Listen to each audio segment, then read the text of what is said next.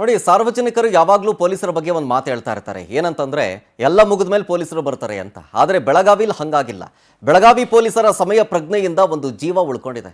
ಪತ್ನಿಯ ಜೊತೆ ಸಂಬಂಧ ಇದೆ, ಅಕ್ರಮ ಸಂಬಂಧ ಇದೆ ಅಂತ ಹೇಳಿ ಪ್ರಿಯಕರನ ಕೊಲೆ ಮಾಡಿಬಿಟ್ಟಿರ್ತಾನೆ ಪತಿ. ಫಸ್ಟು ಅಕ್ರಮ ಸಂಬಂಧ ಹೊಂದಿದ್ದಾನೆ ಅಂತಂದ್ಬಿಟ್ಟು ಪತ್ನಿಯ ಪ್ರಿಯಕರನನ್ನ ಕೊಲೆ ಮಾಡ್ತಾನೆ ಪತಿ. ಅದಾದ್ಮೇಲೆ ಪತ್ನಿಯನ್ನ ಹತ್ಯೆ ಮಾಡೋದಕ್ಕೆ ಮಚ್ಚು ಸಮೇತ ಬಂದಾಗ ಪೊಲೀಸರಿಗೆ ಲಾಕ್ ಆಗಿದ್ದಾನೆ ಅವನು. 24 ವರ್ಷದ ಮಹಾಂತೇಶ್ ಬುಕನಟ್ಟಿ ಕೊಲೆಗೈದಿದ್ದಂತಹ ಆರೋಪಿ ಬಸವರಾಜ್. ಮಹಾಂತೇಶ್ ಬುಕನಕಟ್ಟಿಯನ್ನ ಬಸವರಾಜನವರು ಕೊಲೆ ಮಾಡಿರ್ತಾರೆ. ಬಸವರಾಜ್ ಪತ್ನಿ ಜೊತೆ ಮಹಾಂತೇಶ್ ಅಕ್ರಮ ಸಂಬಂಧ ಇಟ್ಕೊಂಡಿದ್ದ ಅಂತ.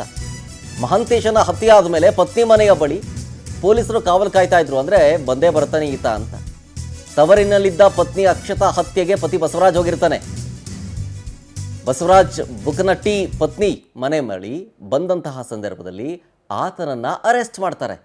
ಅಂದರೆ ಪೂರ್ವ ನಿಯೋಜಿತವಾಗಿಯೇ ಪೊಲೀಸರು ಅಲ್ಲಿ ಲಾಕ್ ಮಾಡೋದಕ್ಕೆ ಕಾಯ್ತಾ ಇರ್ತಾರೆ.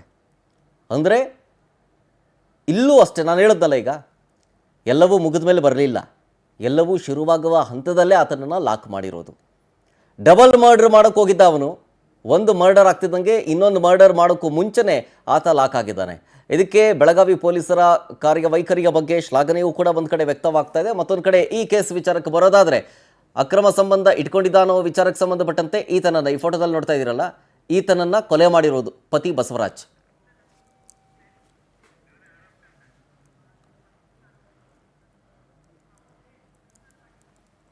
ಡೀಟೇಲ್ಸ್ ಕೊಡ್ತಾರೆ ಇದ್ರ ಬಗ್ಗೆ ನಮ್ಮ ಪ್ರತಿನಿಧಿ ಮಂಜುನಾಥ್ ಪಾಟೀಲ್ ಫೋನ್ ಸಂಪರ್ಕದಲ್ಲಿ. ಮಂಜುನಾಥ್, ಈ ಕೊಲೆ ಕೇಸ್ ವಿಚಾರಕ್ಕೆ ಸಂಬಂಧಪಟ್ಟಂತೆ ಏನೇನು ಅಪ್ಡೇಟ್ಸ್ ಇದೆ ಅಂತೇಳಿ? ಯಾಕೆಂದರೆ ನಾನು ಈಗಾಗಲೇ ಹೇಳ್ತಾ ಇದ್ದೆ, ಎಲ್ಲ ಮುಗಿದ ಮೇಲೆ ಪೊಲೀಸರು ಬರ್ತಾರೆ ಅಂತ. ಆದರೆ ಇಲ್ಲಿ ಎಲ್ಲವೂ ಎಲ್ಲವೂ ಶುರುವಾಗುವ ಹಂತದಲ್ಲೇ ಪೊಲೀಸರು ಅರೆಸ್ಟ್ ಮಾಡಿರೋದು ಈ ವ್ಯಕ್ತಿಯನ್ನ.